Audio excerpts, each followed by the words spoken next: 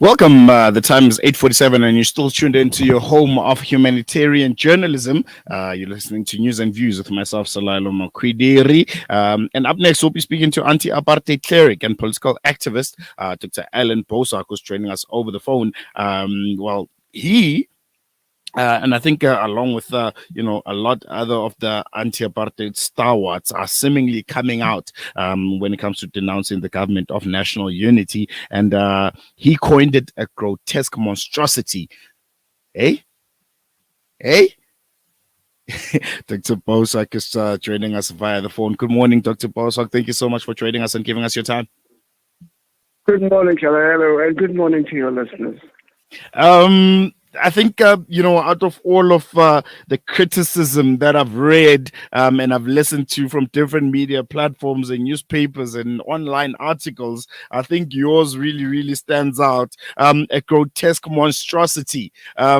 Why did you come to that conclusion? I mean, this is a government of national unity. It's supposed to reflect 1994 when the whole, country comes together, unifying for the sake and greater good of a nation, to avoid what was coined, a doomsday coalition. This is supposed to be the alternative to move the country forward, but you seem to think otherwise. Can you tell us why?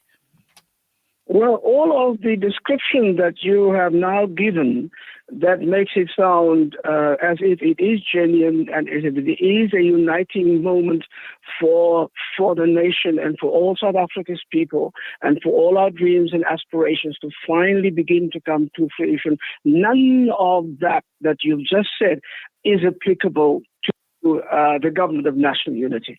And I find it grotesque because it rides on the politics of sentiment, recalling a moment that the nation emerged out of that terrible darkness that was apartheid, thinking that we are moving into the light.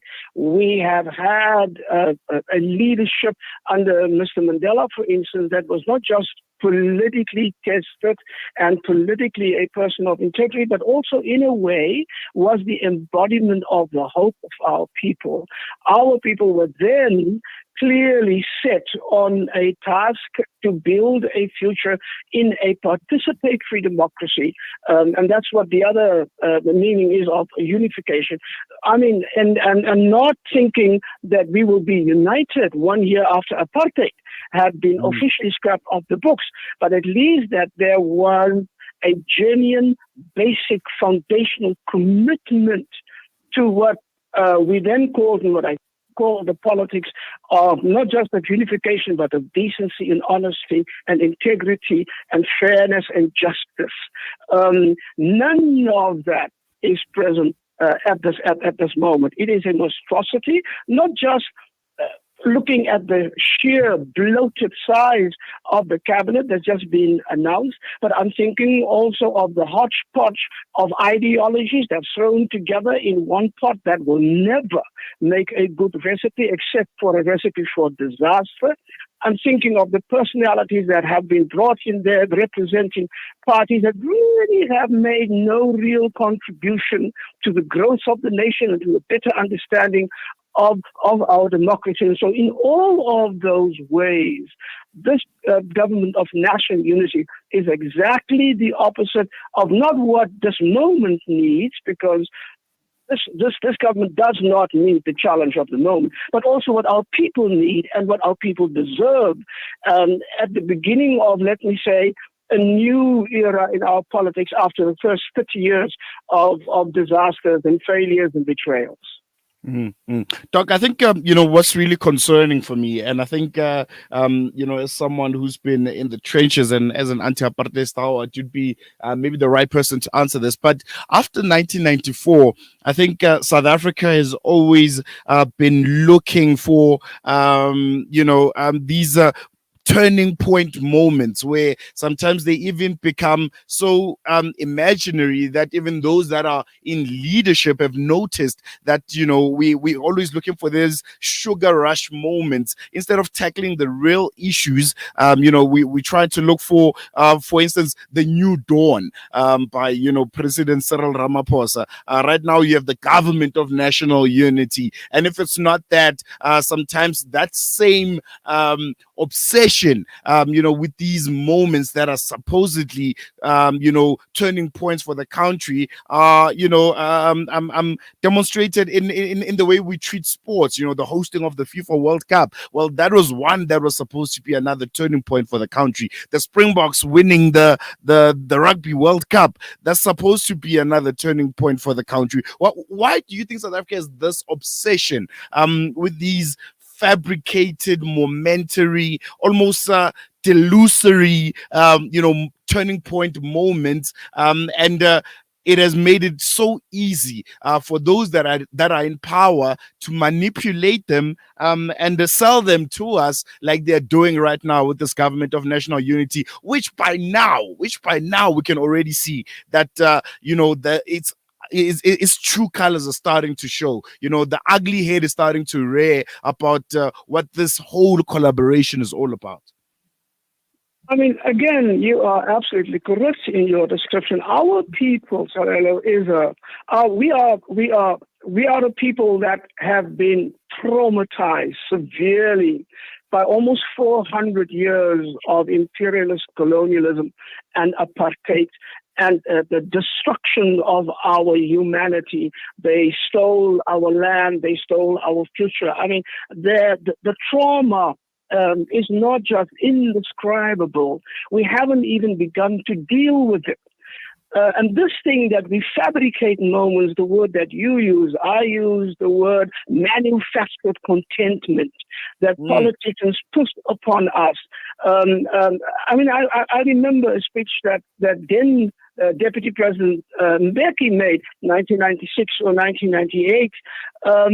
He already then spoke of former oppressors and former oppressed. Now this is 4 years after the first democratic vote, and he already spoke as if oppression no longer existed, as if the damage done by apartheid and by 350 years of colonialism that's already gone with a stroke of a pen, by the mere presence of a man called Mandela, by the mere presence of an organization called African National Congress. Now, that is the kind of deliberate delusionary politics that our people are made of. And our people then, just remember, we are a hopeful people because not just that, but we trusted this organization. That was the difference then. We trusted the ANC, we loved the ANC, we trusted the leadership. And that is why the sense of betrayal and the sense of disillusionment is now so great. And now what they are trying to do is they're trying to take the people back to that and say, oh, let's recreate this moment. It's entirely manufactured. It's entirely false. But they make believe as if that moment can be recreated in what they now call the government of national unity. But you are right. And so they give us these moments, and that feeling that we're doing this because we are, what did we call ourselves? The Rainbow Nation. The epitome of what a reconciled community should look like. And we believe that because we wanted to believe that South Africans are capable of that. But when politicians take the hope of people, the genuine aspirations of the people, not built on dreams, but built on struggle and blood and sacrifice and the death of your children, and they abuse that for an agenda that clearly is an agenda for the few elites in the ruling classes, but never for the people. That is the kind of unforgivable political manipulation that is now out in the open. And that is why there are so many people that are coming out against that. And it's that why I'm using words that some people call very harsh. Doc, this is our new reality. For the next 5 years, South Africans have to try and navigate life under this, government of national unity, whether we like it or not. This is, our new reality right now. How do South Africans, navigate through it? How do we try and find ourselves within this new system, that has been coined the GNU, and they keep on insisting on calling it the GNU when it's quite obvious that it's not a government of national unity. That's one. And number two, maybe just touching on that, this insisting on calling it a GNU when it's obviously not. At whose expense is it for, and at whose gain is it for to coin it the GNU? It's at the expense of the vast majority of our people. Look, this is a government of national unity that's built on a policy, an economic policy that we have not just inherited, but from the old apartheid colonial days, but we have very feverishly and hastily embraced new liberal capitalism. Now, for the 30 years past, we have seen the misery that this policy has caused, the social inequalities that's all deadly for our people, the high unemployment that's deadly for our people, the lack of social cohesion that's deadly for our people and for our nation, and the lack of people's participation in just about every single way, the rule and control of wealth and money in the hands of just a handful of Africans, white mostly, with blacks running as their little running boys to do whatever they are told. That is what we have, and that is what is now being entrenched and called a government of national unity. Now, so number one, our people, I think, are now at the moment where we are awake to these things. That's why I wrote an article that I titled "The Fog is Lifting." I think all this fog of this nonsense of a new dawn and the anti-corruption and all of that, that's all lifting. The people can see that this government of national unity is not about fighting corruption. In the very first basic agreement, it is an agreement that actually confirms corruption, a cover-up corruption in the agreement between the DA and the ANC, that Mr. Cyril Ramaphosa's possible criminality will never be lifted, it will be hidden, it will be covered up, it will be protected. Now, if you start off with that, then you end up with Mr. Zizi Godwa, who is out on bail, but sworn in and confirmed as a member of parliament by that same judge who found him guilty in so many ways. I mean, I cannot begin to describe the absolute insult that is to the dignity of our people to give us this and to think that we must accept it. But there are other things also, sorry, if we have time.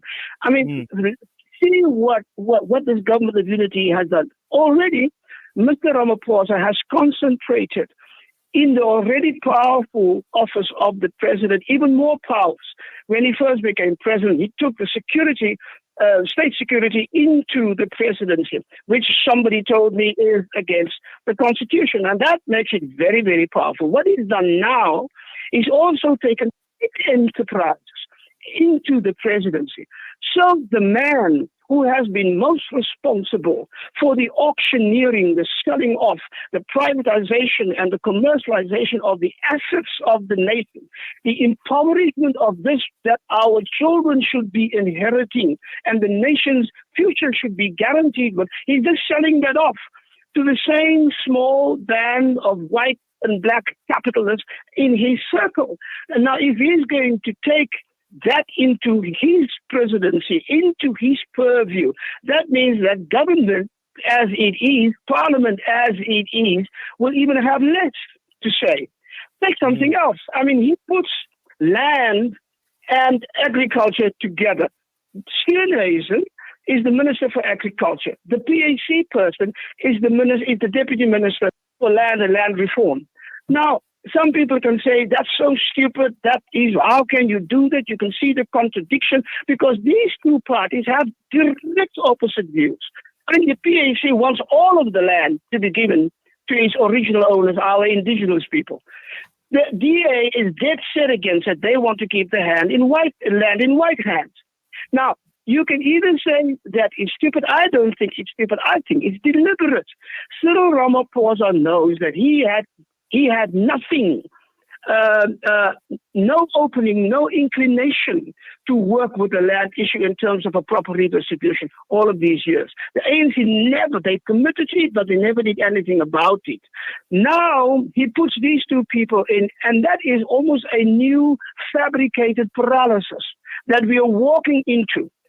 That means that if the two people responsible for land policy are so diametrically opposed, nothing is going to happen. And that's maybe precisely what the elites want, that we have another 5 years of nothing happening on the land question, whereas at this point in our history, the land is one of the most burning issues that should be given urgent attention to. So for all these reasons, I cannot but think this is a monstrosity created to keep the people at bay and to make sure that the pattern of politics that we have created over the last 30 years, that pattern is entrenched to the detriment of the vast majority of our people.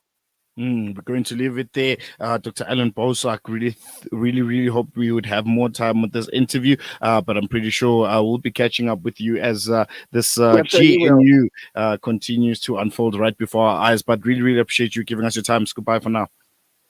Thank you. It's my pleasure. Thank you very much. Have a blessed day.